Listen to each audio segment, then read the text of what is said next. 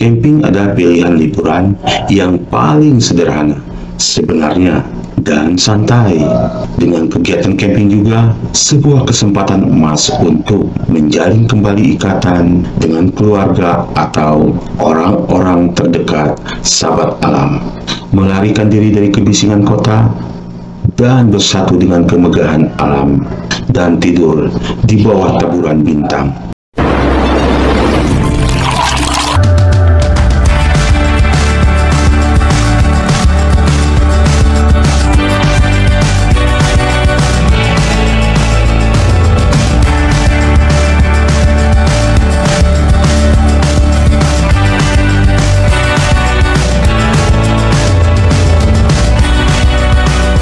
Sobat Alam, kembali lagi bersama saya Tio Agusman di Gap Channel.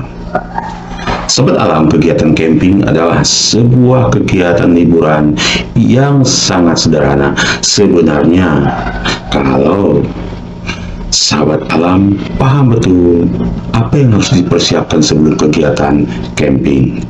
Sekali lagi, camping adalah sebuah liburan yang sangat sederhana. Buat yang tahu cara-caranya, dan kegiatan ini juga bisa dilakukan dengan santai.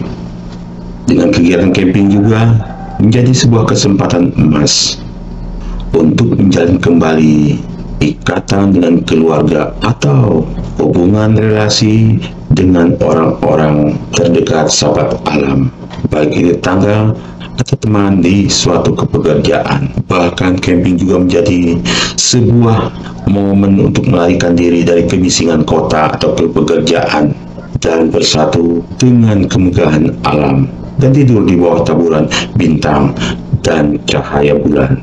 Namun selalu ada saja yang membuat momen menjadi kacau balau. Niat dan tekad excited dari rumah yang begitu menggebu untuk mendapatkan istirahat, tenang, dan kebahagiaan sederhana dengan cepat menjadi sebuah kisah horor di mana sahabat-sahabat alam kita tidak berhenti mengeluh kepanasan, kedinginan, bahkan kelaparan, hingga hilang tersasar atau terjebak dalam suatu insiden sepele yang berakhir kritis.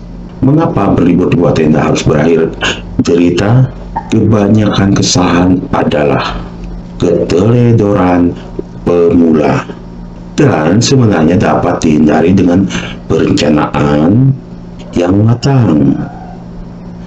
Prepare yang matang, prepare yang maksimal. Nah, berikut ini adalah 6 kesalahan umum yang sering terjadi saat sahabat alam melakukan kegiatan camping. Dari ke-6 ini nanti saya berharap sahabat alam bisa menghindarinya. Jika pengalaman melakukan kegiatan camping sahabat alam menjadi hal yang tak terlupakan tanpa kenangan buruk. Sahabat alam, kesalahan pertama yang menjadi sahabat alam tidak merasa nyaman dan menyenangkan saat berkegiatan di alam bebas adalah salahnya sahabat alam memilih tempat camping. Bukan destinasinya yang salah, tetapi sahabat alam salah pilih tempat camping. Tenda sudah, tempat camping sudah, tenda sudah disiapkan, teman camping banyak, bahkan persiapan tongsis untuk foto-foto sudah dibawa dan berangkat. Tunggu dulu. Melakukan kegiatan camping berarti sahabat alam siap mengalami suhu panas, hujan, dan sebagainya. Panas yang menyengat atau hujan banjir. Bahkan sahabat alam akan berhubungan dengan nyamuk dan lintah, mungkin juga jamur beracun dan poison ivy. Dengan kata lain, tidak semua area untuk camping diciptakan sama rata. Tidak banyak sahabat-sahabat alam lainnya yang tahu bahwa lingkungan lokasi camping memiliki andil penting dalam kesuksesan petualangan camping sahabat alam. Pelajari dalam-dalam tempat tujuan lokasi sahabat alam dengan cara mencari referensi, kontak base camp, hubungi kontak base camp dari lokasi destinasi yang akan sahabat alam tuju. Bagaimana ekosistem, tumbuhan dan kehidupan binatang, apakah ada di lokasi destinasi binatang buasnya. Sebelum sahabat alam benar-benar memilih lokasi destinasi, dengan menelusuri situs resmi juga dapat menyediakan sahabat alam dengan informasi-informasi umum mengenai peraturan dan regulasi area untuk kegiatan camping, biaya, budget, serta kehidupan flora dan fauna yang ada di dalamnya. Area tempat sahabat alam menancapkan pasak tenda juga penting untuk dipelajari dari jauh-jauh hari, apalagi buat sahabat alam sebagai camping pemula. Bahkan mau melakukan solo camping sering terjebak di area camping yang tidak strategis, tanpa peneduh, rerumputan, dan bahkan merupakan area lalu lintas para sahabat alam lainnya yang berpetualang di sana. Sebuah area tenda yang baik memiliki peneduh, ranting atau pohon besar, rerumputan dan tanah datar. Apalagi kalau sahabat alam menemukan area camping seperti rerumputan, area lapangan sepak bola, sejenis rumput itu, di atas rerumputan sejenis itu sangat baik untuk mendirikan tenda, karena jika hujan lebat tidak terlalu banyak mengotori tenda sahabat alam. Beda dengan lokasi tanah yang datar tetapi area untuk tenda tanpa rerumputan. Tentunya saat hujan turun apalagi deras, ini akan sangat mengotori tenda, terutama di bagian bawah tenda. Kesalahan yang kedua yang sering sahabat alam lakukan adalah prepare yang kurang atau persiapan yang ala kadarnya. Kebanyakan para sahabat alam berpikir untuk terjun langsung ke medan perang tanpa persiapan, tanpa mencari referensi, tanpa menghubungi kontak base camp misalnya, bahkan tanpa strategi, bahkan tanpa mempertimbangkan bagaimana keselamatan mereka nantinya. Kunci utama untuk menghindari resiko keteledoran hanya berputar di persiapan atau prepare dan perencanaan matang jauh hari sebelum hari H. Misalnya ukuran tenda yang akan dibawa disesuaikan dengan kapasitas sahabat-sahabat alam yang akan mengikuti kegiatan camping dan kesiapan peralatan camping lainnya. Dari prepare yang kurang ini bahkan tidak ada melibatkan yang namanya checklist. Padahal dengan checklist juga kita bisa melihat daftar barang yang kita miliki dan mengecek langsung di rumah atau di sekretariat sebelum ke lokasi medan perang. Hindari prepare yang kurang, hindari prinsip langsung ke medan perang.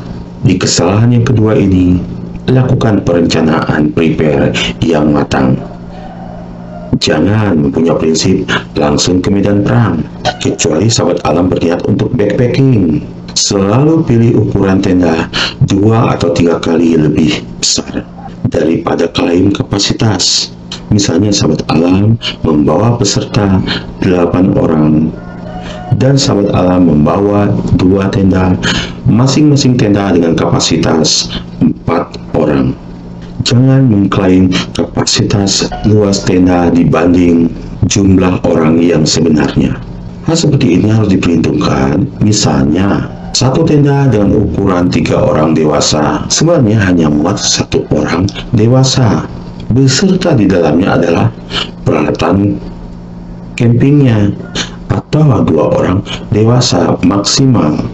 Jangan sampai terjadi terhimpit satu sama lain. Ukuran tenda 2 orang dewasa hanya muat untuk 1 orang dewasa, karena Untuk sisanya adalah ditempati oleh peralatan camping kita, termasuk carrier dan sebagainya.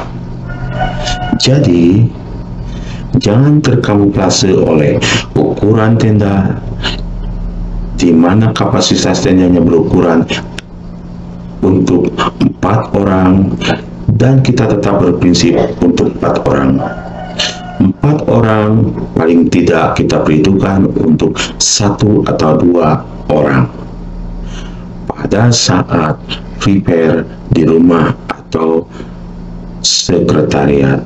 Di dalam dunia camping yang akan menjadi rumah sahabat alam untuk sementara waktu, mencoba bertahan hidup layaknya acara realita di stasiun TV bukanlah hal yang bijak. Jika sahabat alam mencontoh di sana, bawa bantal jika memang sahabat alam tidak bisa tidur tanpa bantal. Peralatan tidur yang seadanya justru akan membuat sahabat alam menjadi benci untuk masuk ke dalam tenda dan tidur. Bahkan akibatnya adalah sulit tidur nyenyak. Pada saat prepare ini, sahabat alam juga harus lakukan perakiraan cuaca untuk hari-hari saat sahabat alam berkegiatan di lokasi yang sudah ditentukan. Dan jangan lupa pakaian atau outfit selama berkegiatan camping. Sesuaikan outfit atau pakaian yang akan dibawa. Selain itu, tentu sahabat alam juga tidak mau berurusan dengan panik saat mengetahui ada frame tenda yang patah, resleting tenda rusak, matras angin bocor, atau membawa gas yang isinya setengah, atau skenario buruk lainnya. Dengan mengetahui dan menganalisa kemalangan-kemalangan yang akan terjadi di lokasi camping nanti atau di area camping nanti saat bala bantuan tidak lagi memungkinkan, sebaiknya sebelum sahabat alam pergi ke lokasi camping, test trip dulu peralatan-peralatan yang akan dibawa, terutama peralatan tenda, kompor, dan lain sebagainya. Bahkan kapasitas dari tenda-tenda itu apa saja, dari mulai pasak, tali frame, dan pendukung tenda lainnya. Untuk kompor juga lakukan test drip. Siapa tahu kompor yang kita bawa ada yang mampet, termasuk gas yang kita bawa, apakah betul isinya maksimal? Sobat alam bisa lakukan itu di pekarangan rumah. Kemungkinan lain juga dalam test drip, coba siram dengan air tenda sahabat alam saat didirikan di pekarangan rumah. Apakah masih tahan air atau mungkin ada kebocoran yang selama ini tidak sahabat alam ketahui? Begitu juga dengan peralatan-peralatan untuk sarana tidur lainnya seperti sleeping bag, center. Jangan lupa bawa baterai cadangan, terutama jika barang tersebut baru dan belum teruji. Kesalahan ketiga, jangan mengandalkan GPS. Maksudnya adalah bawalah kompas dan peta manual serta kemampuan sahabat alam untuk menggunakannya, dan jadikan GPS sebagai bala bantuan alternatif yang sebenarnya tidak dapat diandalkan di alam liar dan mudah rusak.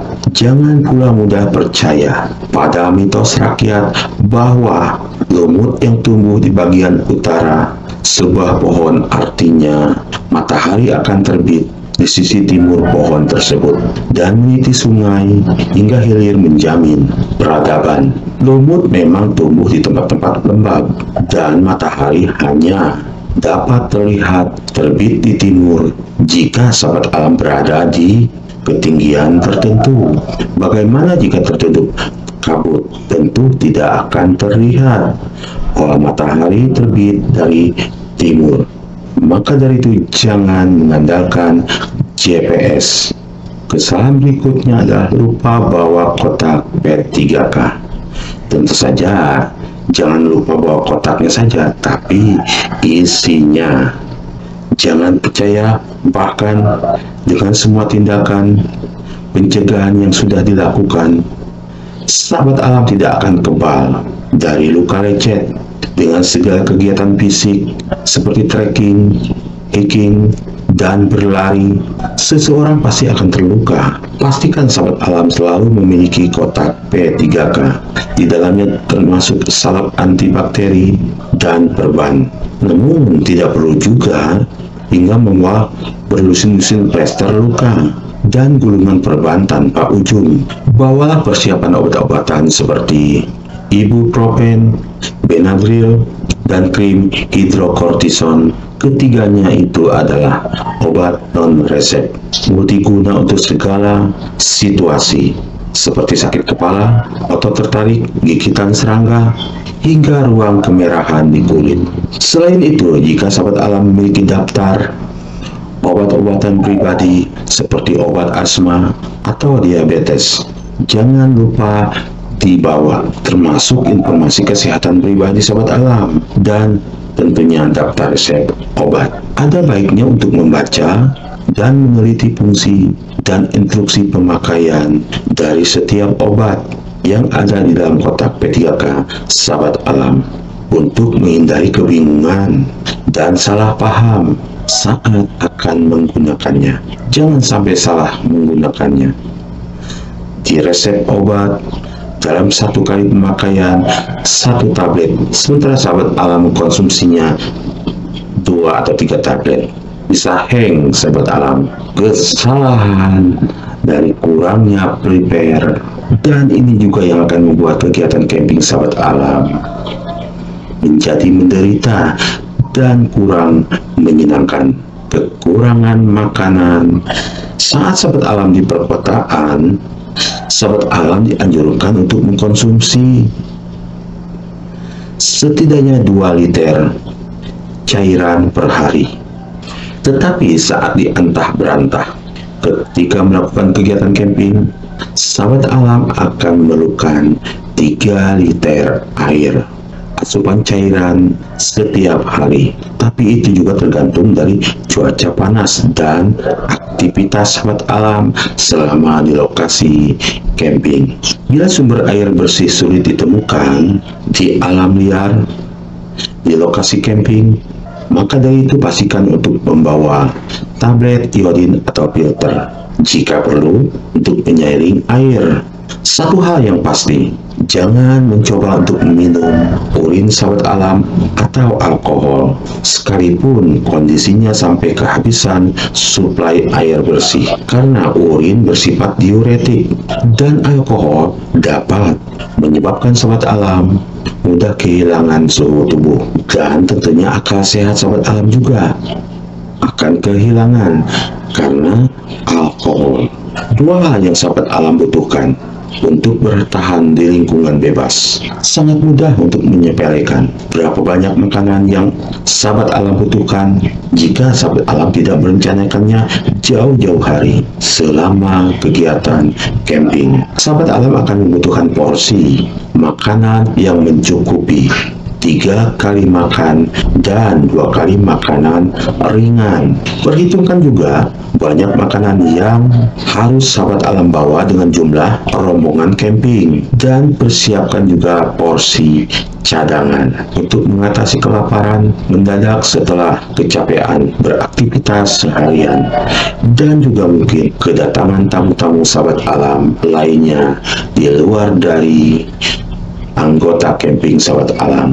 Kesalahan ke-6, tidak bisa membuat api. Sebenarnya kesalahan ke-6 ini adalah bawalah pemantik api.